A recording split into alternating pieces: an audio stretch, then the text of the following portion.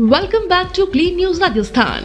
चलिए देखते हैं राजस्थान की 15 फटाफट बड़ी खबरों को। मुख्यमंत्री भजनलाल शर्मा बोले 2 वर्ष जन कल्याण को समर्पित, जालौर को 338 करोड़ की सौगात। मुख्यमंत्री भजनलाल शर्मा ने कहा कि सरकार के 2 वर्ष जन कल्याण और प्रदेश के सर्वांगीण विकास को समर्पित रहे हैं। बुधवार को आरोह में आयोजित ग्रामीण और शहरी समस्या समाधान शिविर और जालौर जिले के कार्यक्रम में उन्होंने यह बात कही। इस दौरान मुख्यमंत्री ने जालौर जिले में 338 करोड़ रुपए के विकास कार्यों का लोकार्पण और शिलान्यास किया। इनमें कृषि व राजकीय महाविद्यालय भवन, बिजली सब स्टेशन और सौर ऊर्जा संयंत्र और 237 करोड़ रुपए से अधिक की लागत से सड़क उन्नयन सहित अन्य विकास कार्य शामिल हैं। 150 यूनिट मुफ्त बिजली योजना, रूफटॉप सोलर उपभोक्ताओं को 17,000 सब्सिडी। राजस्थान सरकार सौर ऊर्जा को बढ़ावा देने के लिए लगातार कदम उठा रही है। मुख्यमंत्री भजनलाल शर्मा की 150 यूनिट प्रतिमाह निःशुल्क बिजली योजना के तहत अब रूफटॉप सोलर संयंत्र लगाने वाले उपभोक्ताओं को 17,000 रुपए की अतिरिक्त राज्य सब्सिडी मिल रही है। इसकी शुरुआत जयपुर विद्युत वितरण निगम ने की है। पहले चरण में जयपुर डिस्कॉम ने 169 उपभोक्ताओं को बैंक खातों में कुल 28,73,000 रुपए की राशि सीधे हस्तांतरित की है। योजना से उपभोक्ताओं को आर्थिक राहत और स्वच्छ ऊर्जा को बढ़ावा मिलेगा। नए साल 2026 में जोधपुर मंडल को रेलवे की कई बड़ी सौगातें। नए साल 2026 में भारतीय रेलवे यात्रियों को कई बड़ी सौगातें देने जा रहा है। खासतौर पर राजस्थान के जोधपुर मंडल के लिए आने वाला साल बेहद खास रहने वाला है। जोधपुर मुख्य सिटी स्टेशन की नई अत्याधुनिक बिल्डिंग का निर्माण, यात्री सुविधाओं का विस्तार और स्टेशनों का कायाकल्प किया जाएगा। इसके साथ ही नई रेल लाइनों, नई ट्रेनों के संचालन और आधुनिक सुविधाओं की शुरुआत होगी। रेलवे का लक्ष्य यात्रियों को बेहतर, सुरक्षित और सुविधाजनक यात्रा अनुभव प्रदान करना है। खुशखबरी, पूरे भारत में सीएनजी और पीएनजी की कीमतें कम होंगी। पूरे भारत में ग्राहकों के लिए अच्छी खबर है। पीएनजीआरबी ने सीएनजी और घरेलू पीएनजी की कीमतों में रैशनलाइजेशन की घोषणा की है। यह नई व्यवस्था 1 जनवरी 2026 से लागू होगी। इसके बाद उपभोक्ताओं को गैस की खरीद पर कम खर्च करना पड़ेगा। पीएनजीआरबी का कहना है कि यह कदम ग्राहकों को राहत देने और प्राकृतिक गैस की पहुंच बढ़ाने के लिए उठाया गया है। विशेषज्ञों के अनुसार इससे घरेलू और वाहन ईंधन दोनों पर सकारात्मक प्रभाव पड़ेगा। बीकानेर रेलवे स्टेशन होगा और हाईटेक, यात्रियों को मिलेंगे डिजिटल लगेज लॉकर। उत्तर पश्चिम रेलवे के बीकानेर रेलवे स्टेशन को हाईटेक बनाने का काम तेजी से चल रहा है। यात्रियों की सुविधा बढ़ाने के लिए अब स्टेशन पर डिजिटल लगेज लॉकर की सुविधा शुरू की जाएगी। इसको लेकर रेलवे ने टेंडर प्रक्रिया पूरी कर ली है। पहले चरण में प्लेटफॉर्म नंबर 6 पर यह सुविधा उपलब्ध करवाई जाएगी, यानी मोबाइल नंबर पर ओटीपी के जरिए लॉकर को सक्रिय कर सकेंगे और ऑनलाइन भुगतान की सुविधा भी मिलेगी। आगे चलकर इस सुविधा का विस्तार अन्य प्लेटफॉर्म पर किया जाएगा, जिससे यात्रियों को अपने सामान की सुरक्षित व्यवस्था मिल सकेगी। पट्टों की मांग को लेकर 70 पंचायतों के ग्रामीणों का कलेक्ट्रेट पर प्रदर्शन। यूडीए और नगर निगम क्षेत्र में शामिल 70 पंचायतों के सैकड़ों ग्रामीण पट्टों की मांग को लेकर कलेक्ट्रेट पहुंचे। ग्रामीणों ने प्रशासन के खिलाफ जमकर नारेबाजी की, जिससे कुछ समय के लिए माहौल तनावपूर्ण हो गया। प्रदर्शनकारियों का कहना है कि लंबे समय से पट्टे जारी नहीं किए जा रहे हैं। ग्रामीणों ने प्रशासन को 10 दिन का अल्टीमेटम देते हुए चेतावनी दी है कि मांगे नहीं पूरी होने पर आंदोलन को और तेज किया जाएगा। ग्रामीण एकजुटता के साथ समाधान की मांग पर अटे रहे। 500 करोड़ की एथेनॉल फैक्ट्री बंद करने की मांग पर किसान महापंचायत आंदोलन जारी। हनुमानगढ़ जिले के राठीखेड़ा क्षेत्र में प्रस्तावित 500 करोड़ की एथेनॉल फैक्ट्री को लेकर किसानों का आंदोलन तेज हो गया है। बुधवार को जंक्शन मंडी परिसर में किसानों की महापंचायत आयोजित हुई, जिसमें संयुक्त किसान यूनियन के राष्ट्रीय नेता राकेश टिकैत शामिल हुए। टिकैत ने स्पष्ट किया कि जब तक फैक्ट्री बंद करने और एमओयू रद्द करने के लिखित आदेश जारी नहीं होते, आंदोलन जारी रहेगा। उन्होंने प्रशासन के ट्रैक्टर को हथियार बताने वाले बयान की निंदा की और निषेधाज्ञा पर सवाल उठाए। राजस्थान में बारिश और कोहरे के बीच ठंड बढ़ी, मौसम विभाग ने अलर्ट किया जारी। राजस्थान में सर्दी ने अब अपना असर दिखाना शुरू कर दिया है। पूरे राज्य में सुबह के समय घना कोहरा छाया रहता है, जिससे लोगों की आवाजाही प्रभावित हो रही है। सड़कों पर वाहन चालक धीरे धीरे चलने को मजबूर हैं। इसके अलावा बारिश और शीतलहर ने ठिठुरन और बढ़ा दी है। मौसम विभाग ने ठंड और कोहरे को लेकर अलर्ट जारी किया है और लोगों से सुरक्षा बरतने की सलाह दी है। रोजमर्रा के कामकाज पर इसका असर महसूस किया जा रहा है। राजस्थान ड्रग कंट्रोल विभाग की बड़ी कार्यवाही, घटिया गुणवत्ता की 5 दवाइयों पर रोक। राजस्थान ड्रग कंट्रोल विभाग ने घटिया गुणवत्ता की दवाइयों के खिलाफ बड़ी कार्रवाई की है। जांच में एलर्जी, शुगर, बीपी और बैक्टीरियल संक्रमण के इलाज में उपयोग होने वाली 5 दवाइयों और एक कंपनियों के सर्जिकल ग्लव्स को मानक से कम गुणवत्ता का पाया गया। ड्रग कंट्रोलर अजय पाठक ने बताया कि कुछ दवाइयों को पहले ही सीज किया जा चुका है, जबकि शेष को बाजार से तुरंत रिकॉल करने के आदेश दिए गए हैं। विभाग ने मरीजों की सुरक्षा को प्राथमिकता बताया। गडकरी ने बताया, एआई टोल सिस्टम बिना रुकावट टोल वसूली संभव होगा।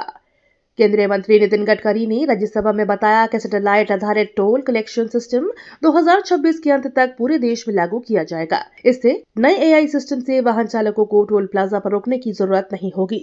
यात्रियों को समय की बचत होगी और सरकार को टोल रेवेन्यू में वृद्धि होगी। गडकरी ने कहा कि यह पहल डिजिटल तकनीक और स्मार्ट इंफ्रास्ट्रक्चर के माध्यम से यातायात सुगमता और आर्थिक लाभ दोनों सुनिश्चित करेगी। नेशनल हेराल्ड मामले पर कांग्रेस का हाई वोल्टेज प्रदर्शन, जयपुर में पुलिस कार्यकर्ता टकराव। नेशनल हेराल्ड मामले को लेकर जयपुर में कांग्रेस के प्रदर्शन के दौरान हाई वोल्टेज ड्रामा देखने को मिला, जब कार्यकर्ताओं और पुलिस के बीच धक्का मुक्की की स्थिति बन गई। इस दौरान पीसीसी अध्यक्ष गोविंद डोटासरा ने सरकार पर आरोप लगाते हुए कहा कि यह मामला राजनीतिक बदले की भावना से प्रेरित है। उन्होंने कहा कि कांग्रेस कार्यकर्ताओं को डराने धमकाने की कोशिश की जा रही है, लेकिन पार्टी इसे डरने वाली नहीं है और आंदोलन जारी रहेगा। प्रदर्शन के दौरान सुरक्षा के कड़े इंतजाम किए गए थे। राजस्थान को नई 4 लेन सड़क की सौगात, महवा से राजगढ़ तक हाईवे चौड़ा। राजस्थान को जल्द ही एक और 4 लेन सड़क की सौगात मिलने जा रही है। दौसा और अलवर जिले के महवा, मंडावर और राजगढ़ को जोड़ने वाला नेशनल हाईवे 921 अगले साल तक 2 लेन से 4 लेन में बदला जाएगा। महवा से राजगढ़ तक करीब 50 किलोमीटर लंबी 4 लेन सड़क बनेगी, जिससे केला देवी और मेहंदीपुर बालाजी का सफर आसान होगा। परियोजना पूरी होने से यात्रा समय घटेगा, सड़क हादसों में कमी आएगी और दिल्ली मुंबई एक्सप्रेसवे से सीधा कनेक्टिविटी भी संभव होगी। लोक कला, संस्कृति और एडवेंचर का संगम, सामर महोत्सव 27 दिसंबर से शुरू। राजस्थान की ऐतिहासिक नमक नगरी सांभर लेक 27 से 31 दिसंबर 2025 तक सामर महोत्सव का आयोजन करेगी। 5 दिवसीय इस महोत्सव में पर्यटन, संस्कृति और रोमांच का अनूठा संगम देखने को मिलेगा। राजस्थान पर्यटन विभाग के आयोजन का उद्देश्य देशी विदेशी सैलानियों को राज्य की समृद्ध लोक कला, रंग बिरंगी संस्कृति और अनूठी प्राकृतिक विरासत से परिचित कराना है। महोत्सव में सांस्कृतिक प्रस्तुतियों, हस्तशिल्प प्रदर्शन, साहसिक खेल और अन्य आकर्षक कार्यक्रम होंगे, जो पर्यटकों को आनंद और रोमांच से भर देंगे। बीकानेर में राज एपिकॉन 2025, देश भर से जुटेंगे 500 से अधिक फिजिशियन। बीकानेर में 20 और 21 दिसंबर को association of physicians of India Rajasthan chapter की 37वीं राज्य स्तरीय कॉन्फ्रेंस राज एपिकॉन 2025 आयोजित होगी। यह 2 दिवसीय सम्मेलन गणेश रिजॉर्ट में आयोजित किया जाएगा। सम्मेलन में देश विदेश से 500 से अधिक ख्याति प्राप्त फिजिशियन हिस्सा लेंगे। इस दौरान आधुनिक चिकित्सा पद्धतियों, नई शोध तकनीकों और मरीजों के बेहतर उपचार को लेकर विशेषज्ञ अपने अनुभव साझा करेंगे। सम्मेलन का उद्देश्य चिकित्सा क्षेत्र में नवाचार और ज्ञान का आदान प्रदान करना है। राजस्थान हाई कोर्ट ने लाइब्रेरियन भर्ती पर रोक लगाए, आरक्षण पर जवाब मांगा। राजस्थान हाई कोर्ट ने हाल ही में लाइब्रेरियन भर्ती परीक्षा पर रोक लगा दी है। कोर्ट ने इस भर्ती के आरक्षण से जुड़ी विवादित पहलुओं को लेकर सरकार से जवाब मांगा है। उच्च न्यायालय ने कहा कि आरक्षण नियमों के पालन और पारदर्शिता सुनिश्चित करना जरूरी है। इस फैसले के बाद भर्ती प्रक्रिया फिलहाल रुकी रहेगी। सरकार को कोर्ट में निर्धारित समय सीमा में अपनी स्थिति स्पष्ट करनी होगी, जिसके बाद ही भर्ती को आगे बढ़ाने या संशोधित करने पर निर्णय लिया जाएगा। भरतपुर में कांग्रेस ने पुतला दहन पर केंद्र सरकार पर किया विरोध। भरतपुर में कांग्रेस कार्यकर्ताओं ने केंद्र सरकार के खिलाफ तीखा विरोध प्रदर्शन किया। प्रदर्शनकारियों ने केंद्र सरकार के पुतले का दहन कर अपनी नाराजगी जताई। उन्होंने विभिन्न नीतियों और मुद्दों के खिलाफ जोरदार नारे लगाए। इस मौके पर पार्टी नेताओं ने जनता के हक और समस्याओं पर केंद्र सरकार की अनदेखी को गंभीर रूप से उजागर किया। प्रदर्शन शांतिपूर्ण रूप से संपन्न हुआ, लेकिन स्थानीय प्रशासन ने सुरक्षा के कड़े इंतजाम किए ताकि किसी अप्रिय घटना से बचा जा सके। अजमेर के चौरसियावास निवासी एमडीए के विरोध में कलेक्टर से मिले। अजमेर के चौरसियावास गांव में 2000 से अधिक निवासी अजमेर विकास प्राधिकरण की आवासीय योजना के विरोध में जिला कलेक्टर लोकबंधु से न्याय की गुहार लगाने पहुंचे। ग्रामीणों को डर है कि पृथ्वीराज नगर आवासीय योजना के तहत उन्हें उनके घरों से बेदखल किया जा सकता है। इस अवसर पर पूर्व राज्य मंत्री नसीम अख्तर और पूर्व विधायक श्री गोपाल बाहेती भी ग्रामीणों के साथ मौजूद रहे। मामला गरमाते देख प्रशासन ने शांति बनाए रखने के लिए विशेष सतर्कता बरती। कोटा में मंत्री दिलावर ने महिला मनरेगा श्रमिकों के टिफिन का भोजन किया। कोटा जिले के रामगंज मंडी में मंत्री मदन दिलावर ने सरकार के 2 साल पूरा होने पर आयोजित सुशासन पखवाड़े के कार्यक्रम में हिस्सा लिया। इस दौरान वे महिला मनरेगा श्रमिकों के बीच पहुंचे और उनके साथ योजनाओं की जानकारी ली। अनोखे अंदाज में मंत्री ने उनके टिफिन से बाजरे की रोटी और आलू पालक की सब्जी खाई और कहा, मेरी पत्नी को भी सब्जी बनाना सिखाओ। इस मौके पर श्रमिकों ने उनके सम्मान में लोकगीत भी प्रस्तुत किए। इससे कार्यक्रम और भी जीवंत बन गया। अमेरिका से आए 3 नए अपाचे हेलीकॉप्टर जोधपुर में होंगे तैनात। भारतीय सेना की ताकत बढ़ाते हुए अमेरिका से आए 3 Apache AH-64E attack helicopter Bharat पहुंच गए हैं। बुधवार को ये हेलीकॉप्टर विशाल एंटोनोव AN-124 विमान के जरिए गाजियाबाद के हिंडन एयरबेस पर उतारे गए। इसके साथ ही थल सेना के लिए खरीदे गए सभी 6 अपाचे हेलीकॉप्टरों की डिलीवरी पूरी हो गई है। ये अत्याधुनिक हेलीकॉप्टर जोधपुर में तैनात किए जाएंगे, जो बिना नजर आए दुश्मन के ठिकानों पर सटीक और घातक प्रहार करने में सक्षम है। एपीओ भर्ती परीक्षा विवादों में 2700 में से सिर्फ 4 पास, हाईकोर्ट में चुनौती। राजस्थान में सहायक अभियोजन अधिकारी भर्ती परीक्षा का परिणाम सामने आने के बाद बड़ा विवाद खड़ा हो गया है। परीक्षा में शामिल करीब 2700 अभ्यर्थियों में से केवल 4 को ही सफल घोषित किया गया, जिससे उम्मीदवारों में भारी नाराजगी है। अभ्यर्थियों का कहना है कि परीक्षा प्रक्रिया और मूल्यांकन पर गंभीर सवाल खड़े होते हैं। इसी को लेकर अब मामला राजस्थान हाईकोर्ट पहुंच गया है, जहां अभ्यर्थियों ने परिणाम को चुनौती देते हुए न्याय की गुहार लगाई है। कोर्ट के फैसले पर सभी की निगाहें टिकी हैं। कुशलपुरा में 16 करोड़ के विकास कार्यों का शिलान्यास विधायक और पूर्व मंत्री ने किया। कुशलपुरा में कुल 16 करोड़ रुपए की लागत से विभिन्न विकास कार्यों का शिलान्यास किया गया। इस अवसर पर पूर्व मंत्री कन्हैया लाल और क्षेत्रीय विधायक उपस्थित रहे। शिलान्यास कार्यक्रम में सड़क निर्माण, जलापूर्ति और सार्वजनिक सुविधाओं के सुधार जैसे महत्वपूर्ण परियोजनाओं की शुरुआत की गई। दोनों नेताओं ने नागरिकों को बेहतर सुविधाएं मुहैया कराने के लिए सरकार की प्रतिबद्धता दोहराई। स्थानीय लोगों ने इस पहल का स्वागत किया और कहा कि इस क्षेत्र के समग्र विकास में महत्वपूर्ण कदम साबित होगा। मेधा पाटकर ने एनजीटी आदेशों को लेकर जिला कलेक्टर से की वार्ता।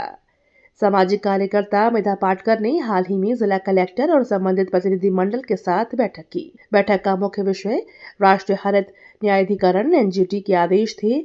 मेधा पाटकर ने पर्यावरण संरक्षण और स्थानीय परियोजनाओं में एनजीटी आदेशों के प्रभावों पर चर्चा की। उन्होंने अधिकारियों को सुझाव दिए और सुनिश्चित करने का आग्रह किया कि सभी दिशा निर्देशों का पालन हो।